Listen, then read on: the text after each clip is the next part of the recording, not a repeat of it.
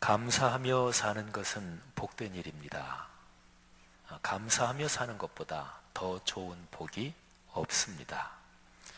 감사하는 사람은 지금 여기에서 최고의 복을 누리고 있는 것입니다. 감사는 하나님이 계신 하늘의 기쁨이 내 마음으로 흐르는 축복의 강이라고 얘기할 수 있습니다. 반대로 불평과 불만은 무엇보다 먼저 자신을 망가뜨립니다. 다른 사람에 대한 시기와 험담은 다른 사람에게 욕이 되기보다 먼저 자신을 욕하는 것이고요. 그리고 미움과 분노는요, 악한 영에게 내 마음을 내주어서 그런 것입니다. 하나님께서 우리에게 주신 66권 성경 계시의 말씀, 이거를 크게 봐서 제일 중요한 게 이거 하나다, 또는 이거 두 개다, 또는 이거 몇 가지다, 이렇게 얘기하는 방식들이 있어요. 근데 그 중에 하나를 말씀드리면, 하나님의 모든 말씀에서 그 뜻이 두 가지가 바로 핵심입니다. 하나가 예배, 그리고 다른 하나는 거룩함입니다. 예배는 하나님께 영광과 존귀와 찬송을 올려드리는 거지요. 가장 평범한 말로 하면 감사를 하나님께 드리는 거예요. 예배는 근본적으로 감사로 드리는 거죠. 생각해 보세요. 예배 드리는 것과 불평, 불만이 서로 어울린다고 생각을 하십니까? 정성을 다해 진실한 마음으로 감격으로 예배하는 게 시기와 험담 또는 미움과 분노, 이것과 조화로울 수 있을까요? 감사는요, 예배에서 심장과도 같은 것이고, 그래서 감사가 빠지면 사실은 예배의 자리에 나와 있지만 예배를 드리지 않은 것과 같을 수 있습니다. 자, 하나님 말씀의 뜻에서 또 다른 하나 아주 중요한 거, 그거는 우리가 하나님을 닮아가는 것입니다. 하나님은 영이시기 때문에 우리 눈에 보이지 않고, 그래서 하나님을 닮기가 힘듭니다. 그래서 하나님께서 친히 사람이 되셔서 우리와 함께 사셨어요. 그분이 하나님의 아들이고 그리스도이신 예수님이지요. 이제는 눈에 보이게 그분이 사셨으니까 그분이 사시는 모습을 통해서 우리도 저렇게 살면서 하나님을 닮으면 되겠다, 쉬워졌잖아요. 오늘날을 사는 우리는 사복음서를 비롯해서 성경에 기록된 사람이 되신 하나님 예수님 모습을 보고 그렇게 닮아가면 되잖아요. 그래서 신앙은 예수 그리스도를 따르며 그분을 닮아가는 거, 그게 바로 신앙이에요. 그리고 그렇게 닮아가다가 맨 마지막에는 삼위일체 하나님의 성품, 그 거룩한 본성에 참여하는 거예요. 그게 바로 거룩함, 그거지요. 베드로후서 1장 4절 말씀을 기억하십시오. 이 말씀에서 하나님의 신성한 성품에 참여한다, 이 표현을 주목하시면서 한번 들어보십시오. 이로써 그 보배롭고 지극히 큰 약속을 우리에게 주사 이 약속으로 말미암아 너희가 정욕 때문에 세상에서 썩어질 것을 피하여 신성한 성품에 참여하는 자가 되게 하려 하셨느니라. 아멘. 우리 모두가 인생길을 걸어가면서 맨 마지막에 이 신성한 성품에 참여하는 축복이 있기를 바랍니다. 생각해 보십시오. 예수님을 닮는다는 것이 불평, 불만과 어울린다고 생각하십니까? 예수님이 참으로 좋아서 어쩔 줄 모른다, 그래서 그런 감격으로 예수님을 따라가는 것이 시기와 험담 또는 미움과 분노, 이것들과 조화로울 수 있을까요? 예수 그리스도의 겸손과 헌신과 관용과 사랑을 닮아서 삼위일체 하나님이 그러신 것처럼 우리도 점점 거룩해지는 것, 이것이 바로 하나님의 뜻입니다. 자, 예배 드리며 사는 거죠. 그리스도인은 예배를 드리며 살면서 우리는 점점 더 거룩함에 이르게 됩니다. 그러니까 두 가지를 꼭 기억하셔야 돼요. 예배 그리고 거룩함. 이 두 가지가 기독교 신앙의 심장입니다. 신앙이 약해지고 병들고 타락하는 것은 바로 이 보배를 잃어버려서 그렇습니다. 예배가 우리 신앙과 삶에서 가장 큰 복이 되기를 바랍니다. 예배를 통해서 주님의 거룩함에 참여하는 복이 우리 모두의 삶의 여정에 살아가면서 하는 모든 일에 넉넉하게 강처럼 흐르기를 주님의 이름으로 축복합니다. 구약 성경의 신앙에서요, 신앙의 가장 기본적인 틀은 구체적으로 보면 절기를 통해서 이어집니다. 신앙이 어떻게 유지될 수 있을까요? 신앙이 어떻게 더 성숙하고 성장하고 어떻게 하나님께 더 가까이 갈 수 있을까요? 구약 성경에서는 그 구체적인 틀이 절기예요. 그리고 절기의 목적은 제사, 곧 예배입니다. 자, 절기, 그리고 절기의 목적은 예배. 구약의 절기 중에서 주기가 짧은 것부터 긴 쪽으로 순서적으로 한번 제가 말씀드려 보겠습니다. 제일 주기가 짧은 게 매일 아침과 저녁에 상번제, 아침과 저녁에 예배. 이거는 제사장들이 한 건데, 오늘날에는 모든 성도들의 말씀 묵상, 매일의 기도라고 얘기할 수 있습니다. 일주일마다 돌아오는 안식일, 매월 첫날의 월삭 예배, 그리고 1년 중으로 보면은 1년 중에 3대 절기가 있어요. 봄쯤에 있는 6월절 또는 무교절이라고도 그러지요. 연중 한 절반 정도에 있는 77절 또는 오순절이라고도 그러지요. 그리고 한 해의 가을쯤에 있는 초막절 또는 장막절이라고도 합니다. 연중의 3대 절기. 그리고 유대인들의 옛날 달력으로는 새해 첫날, 그리고 새해 첫 달의 10일, 이날이 대속죄일이에요. 유대인들이 나중에 쓰게 되는 바벨론 달력, 오늘날의 달력으로는 1년에 7번째 달에 바로 그 절기가 있습니다. 어쨌든 연중에 있는 3대 절기와 첫 달의 1일, 그리고 10일의 대속죄일. 이제 주기가 좀 더 길어집니다. 7년마다 돌아오는 것, 안식년이라고 그러죠. 제일 긴 것, 제일 마지막 것은 50년마다 찾아오는 희년입니다. 여러분, 말씀드렸듯이 이 모든 절기의 목적은 하나님을 예배하고, 그럼으로써 예배드리는 사람이 점점 더 거룩함에 이르는 것, 이게 이 모든 절기의 목적입니다. 여러 가지 절기 중에서 양대 기둥이 있어요. 그게 안식일, 그리고 3대 절기입니다. 연중 3대 절기 때는요, 이스라엘의 성인 남자는 반드시 주님 앞에 나와야만 했습니다. 주님 앞에 나온다는 것은 예루살렘에 있는 성전에 나온다는 것을 뜻합니다. 그리고 성인 남자라고 제가 말씀드렸는데, 구약 성경에 기록된 성인 남자, 이 뜻은 그러면 성인 여자하고 어린아이들은 제외되는 것이냐? 그게 사실은 아니고요, 이게 대표성이 있는 거지요. 그래서 가족들이 같이 참여했다, 이렇게 보시면 됩니다. 자, 연중 3대 절기를 짤막하게 순서적으로 한번 설명을 드리겠습니다. 6월절 또는 무교절이라고도 하는 이 첫 번째 절기는 애굽에서 구원받은 것을 감사하면서 지키는 거예요. 그러니까 오늘날의 신앙적 의미로는 예수님을 믿고 구원받아서 그리스도인이 된 것을 기억하는 거지요. 오늘날로는 부활절에 해당됩니다. 오순절 또는 맥추절이 두 번째 절기인데요, 6월절 뒤에 7일을 7번 계산합니다. 그럼 77이 49가 되지요. 그리고 그 다음에 오는 날 50일, 그래서 5, 5자, 10순자를 써서 오순절 이렇게 부르고요.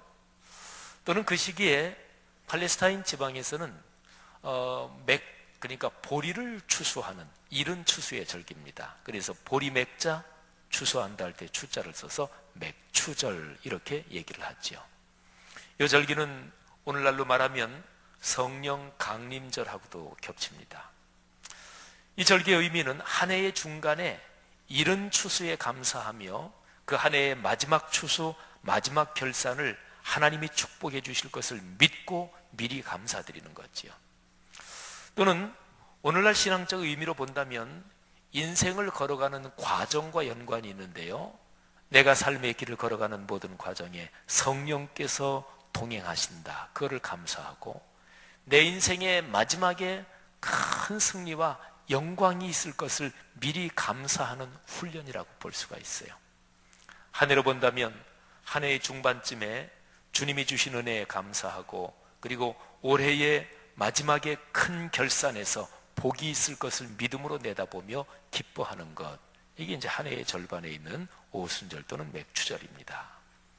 자, 마지막 절기입니다. 초막절 또는 수장절, 추수해서 저장하는 절기. 이스라엘 백성으로서는 말이죠, 이 절기 때에 텐트를 치고 또는 초막을 짓고 집 바깥에서 일주일을 지냈습니다. 이스라엘 백성이 광야 생활을 하던 때, 그때 하나님이 지켜주신 것을 감사하면서 광야의 첫사랑을 잊지 않고, 그리고 지금 추수한 이 모든 것이 우리가 잘나서 된 것이 아니라 하나님의 은혜다, 그런 것을 다시 한번 고백하는 거지요. 오늘날의 의미로는 이게 바로 추수감사절이에요. 그래서 신앙적 의미로는 한 해를 결산하는 것이고, 또 길게 본다면 내 인생 전체를 결산하는 그 연습을 매해 추수감사절 지킬 때마다 하는 거지요. 성도 여러분, 우리는 2주 후에 2014년 우리 교회 희년의 추수감사절을 맞이합니다. 올해의 결산이에요. 해마다 신앙으로 한 해를 결산하는 연습을 반드시 꼭꼭 해야 돼요. 그래야 우리 인생 전체가 아름답게 결산될 수 있는 것이지요. 성도 여러분, 어떠십니까? 올해 지난 10달을 한번 돌아보면서 여러분의 삶을 결산을 한번 해보십시오. 올해 시작하면서 기도하며 계획한 일들 있으셨지요? 얼마나 이루어졌나요? 또는 그 목표를 향해서 얼마나 성실하게 기도하면서 최선을 다해서 걸으셨나요? 이 감사의 절기에 하나님께 올려드릴 열매가 풍성한가요? 대개 이런 얘기를 하면 어떤 사람은 나는 감사할 조건이 거의 없습니다, 이렇게 말하는 사람이 있어요. 근데 조금만 따지고 보면 감사할 외적 조건이 없는 게 아니에요. 감사할 내적 조건이 빈곤한 거예요. 그러니까 마음과 영혼에 불평, 불만이 차 있고, 또는 교만과 욕심이 차 있어서, 그래서 마음과 영혼이 빈곤한 거예요. 그래서 그 사람의 삶을 보면 감사할 게 이것저것, 다른 사람이 보기에는 아유 그거 감사할 거리지, 아이고 나도 그 정도만 복 받았으면 좋겠네, 그런 게 있는데도 내적인 빈곤 때문에 외적인 감사를 하지 못하는 거죠. 예를 들어 봅시다. 경제적인 감사요.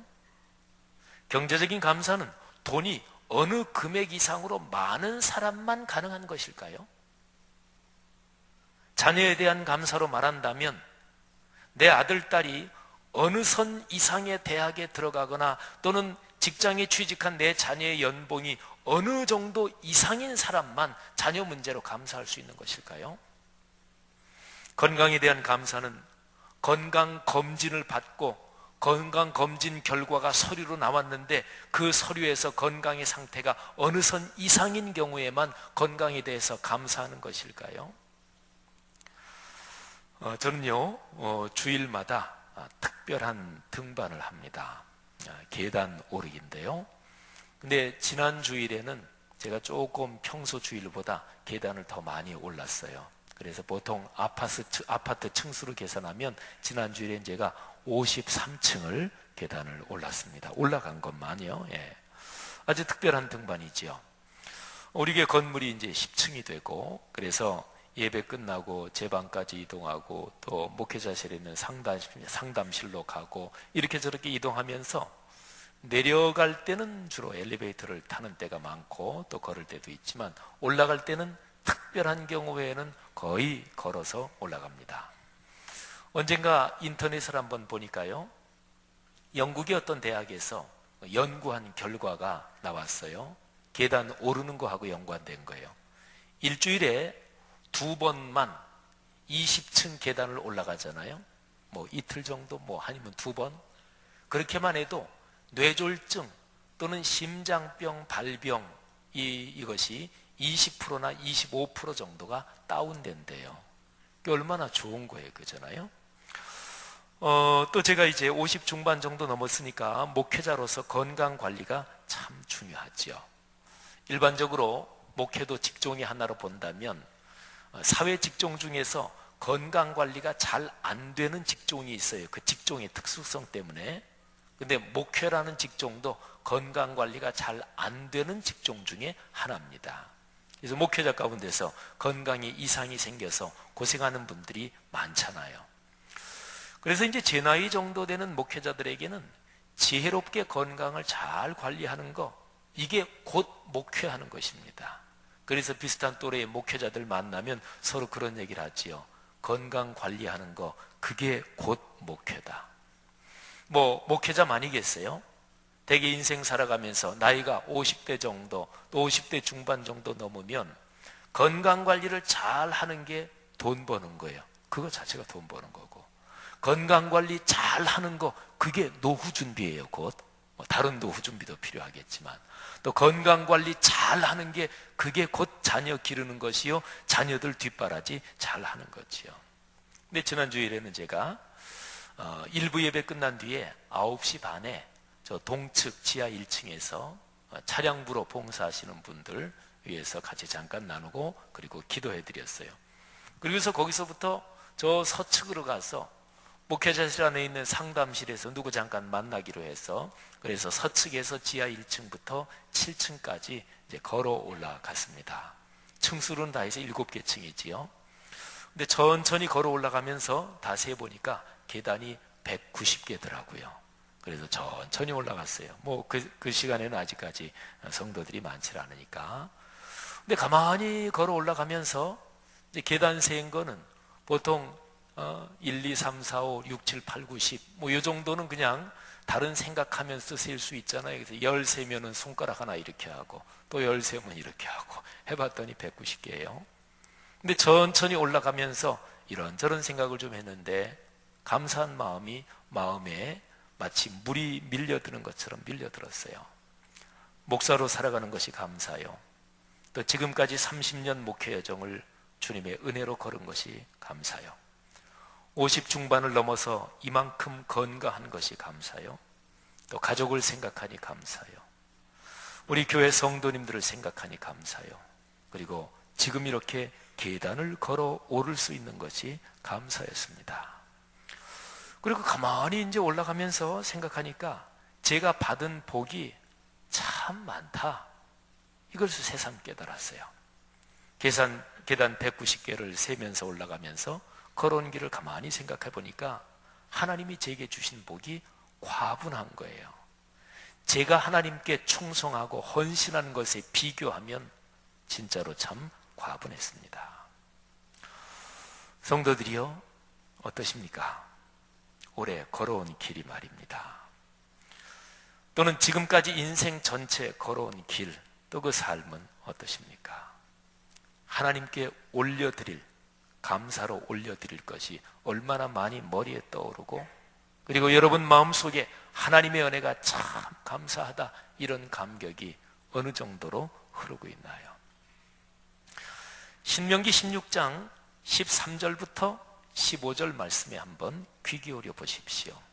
하나님께서 초막절, 곧 추수감사절에 대해서 주시는 명령입니다.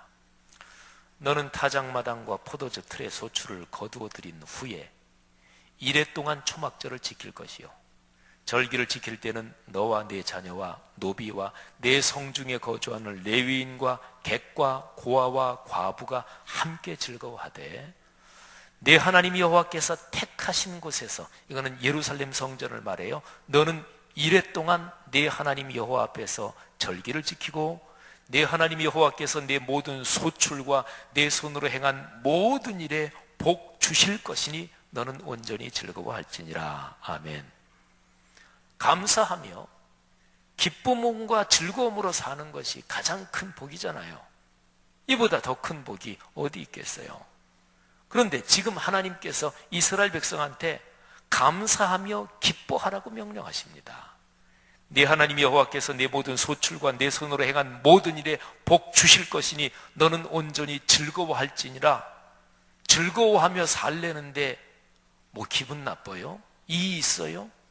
즐거워하며 살려는데 하나님이 그냥 즐거워하며 살았으면 좋겠다 이렇게 권면 형식으로 말씀하실 수도 있겠지만 하나님이 너무너무 안타까우시고 우리를 너무나 사랑하셔서 즐거워하면서 살아라, 이거는 명령이다 이렇게 말씀해 주시니 얼마나 감사한 일이에요. 지금까지 걸어온 삶의 길에서 손잡고 동행하셨거니와 앞으로 걸어갈 삶에서도요, 모든 소출과 하는 모든 일의 복을 앞으로 주신다고 하시니 이 얼마나 감사한 일이에요. 사랑하신 여러분, 이스라엘 민족에게 하신 이 말씀이 오늘 나에게 하시는 말씀으로 여러분에게 들리기를 주님의 이름으로 축복합니다. 그런데요, 그렇게 되는데 조건이 있어요. 오늘 여기 성경의 맥락으로 보면 초막절을 지켜야 되는 거예요. 그리고 초막절을 지키되 모든 사람이 함께 지키며 즐거움을 나눠야 하는 거예요. 그리고요, 바로 이어지는 16절, 17절에 초막절을 지키는 방법에 대해서 나와 있어요. 제가 봉독합니다. 너희 가운데 모든 남자는 1년에 3번 곧 무교절과 77절과 초막절에 네 하나님 여호와께서 택하신 곳에서 여호와를 배웁되 빈손으로 여호와를 배웁지 말고 각 사람이 네 하나님 여호와께서 주신 복을 따라 그 힘대로 드릴지니라. 아멘. 초막절을 지키는 방법이 2가지입니다. 첫째, 주님 앞에 나와야 돼요. 2번째, 주님께서 주신 축복을 따라 힘이 되는 대로 예물을 드려야 됩니다. 예물을 드린다는 것은 그 물질적인 예물만이 아니라 한 해의 삶을 감사하는 마음의 정성과 그리고 마음의 진실함과 감격, 그게 마땅히 담겨야 되겠죠. 그 다음에 또 하나 중요한 게 있는데, 드린다는 것은 다른 사람과 더불어 같이 즐거워하고 더불어 같이 절기를 지키라고 했으니까 다른 사람을 초청하고 모시고 나와서 같이 드리는 것, 그것도 예물에 포함됩니다. 이번 추수감사절 즈음에서 우리 교회 6개의 교구가 다른 사람을 초청하며 예배를 드립니다. 구체적으로 VIP 초청 예배를 진행하는 6개 교구만이 아니라 우리 성도님들 전부 다가 평소에 빠지던 분들, 또는 상처받고 안 나오는 분들, 또는 내 주변에 아직까지 하나님을 믿지 않는 분들, 그분들을 초청해서 같이 나올 수 있는 마음을 하나님이 주시기를 바랍니다. 주님께 드리는 귀한 예물입니다. 성도 여러분, 시편 100편은 성경 지식이 좀 있는 분들은 감사, 찬송 이런 단어를 떠올리게 되면 아마 시편 100편이 이렇게 떠오르는 그런 아주 귀한 말씀이에요. 시편 100편은 예배하는 일에서 감사와 찬송이 얼마나 귀중한지를 우리에게 가르쳐 줍니다. 이 시편에서는 명령하고 있습니다. 기쁨으로 찬송을 불러라. 그리고 주님께 나와 예배하라. 명령하고 있어요. 근데 여기에서 감사와 찬송 이 2가지가 중요한데요, 이 2가지는 서로 연관이 되어 있습니다. 감사가 점점 커지고요, 마음속에서 너무너무 고맙고 너무너무 감사해서 주체할 수 없으면 그런 사람 입에서는 노래가 나오게 돼 있고 그리스도인으로 말하면 찬송이 나오게 돼 있어요. 그 다음에 또 하나요, 찬송을 입을 열어 크게 진실한 마음으로 부르잖아요. 그러면 찬송 부르는 것 때문에 감사가 더 커져요. 마음이 꿀꿀하고 클클하고 답답하다가도 입을 크게 열어 부지런히 찬송을 부르면 마음이 답답하던 게 사라지고 내 마음에 감사의 샘이 다시 솟고 그리고 감사의 시내가 다시 흐르기 시작합니다. 그러니까 감사와 찬송은 뗄 수 없이 이어져 있는 동전의 양면과도 같습니다. 시편 100편은 이스라엘 백성이 성전으로 가면서 부르던 노래였어요. 또 성전 안에서도 불렀겠지요. 성경학자들은 5절까지로 되어 있는 이 시편에서 1절부터 3절은 회중이 부르고, 그리고 4절, 5절은 성전 찬양대가 화답하면서 불렀을 것이다, 이렇게도 생각을 합니다. 성도 여러분, 오늘 설교 내용을 마음에 한번 새기십시다. 하나님께 예배하는 것, 그리고 하나님의 거룩한 성품을 담는 것, 그리고 절기를 지키면서 우리가 하나님의 축복을 경험하는 것, 오늘 설교 내용을 한번 머리에 잘 다시 한번 기억하면서 가슴에 끌어안으십시다. 그러면서 시편 100편을 우리 회중과 성가대가 함께 교독했으면 좋겠어요. 자, 먼저 제가 한번 읽어드릴 테니까 들어보십시오. 온 땅이여 여호와께 즐거운 찬송을 부를지어다. 기쁨으로 여호와를 섬기며 노래하면서 그의 앞에 나아갈지어다. 여호와가 우리 하나님이신 줄 너희는 알지어다. 그는 우리를 지으시니요 우리는 그의 것이니 그의 백성이요 그의 기르시는 양이로다. 감사함으로 그의 문에 들어가며 찬송함으로 그의 궁정에 들어가서 그에게 감사하며 그의 이름을 송축할지어다. 여호와는 선하시니 그의 인자하심이 영원하고 그의 성실하심이 대대에 이르리로다. 아멘. 여러분, 이 구절을요 회중과 우리 성가대가 같이 화답하면서 교독하겠는데요, 이 시간에 선포하며 고백하며 우리가 읽으십시다. 그리고 이 시편 100편을 우리가 서로 화답하면서 고백할 때 이 시편에 있는 감사와 찬송이 여러분 모두에게 넘치기를 축원합니다. 기쁨이 넘치기를 축원하고 예배의 감격이 특별한 방식으로 하나님의 은총이 넘치기를 축원합니다. 자, 먼저 회중 여러분이 큰 소리로 고백하면서 1절부터 3절을 선포하십시다. 온 땅이여 여호와께 즐거운 찬송을 부를지어다. 기쁨으로 여호와를 섬기며 노래하면서 그의 앞에 나아갈지어다. 여호와가 우리 하나님이신 줄 너희는 알지어다. 그는 우리를 지으시니요 우리는 그의 것이니 그의 백성이요 그의 기르시는 양이로다. 찬양대가 큰 기쁨으로 화답하십시다. 감사함으로 그의 문에 들어가며 찬송함으로 그의 궁정에 들어가서 그에게 감사하며 그의 이름을 송축할지어다. 여호와는 선하시니 그의 인자하심이 영원하고 그의 성실하심이 대대에 이르리로다. 아멘. 아멘. 기도하겠습니다.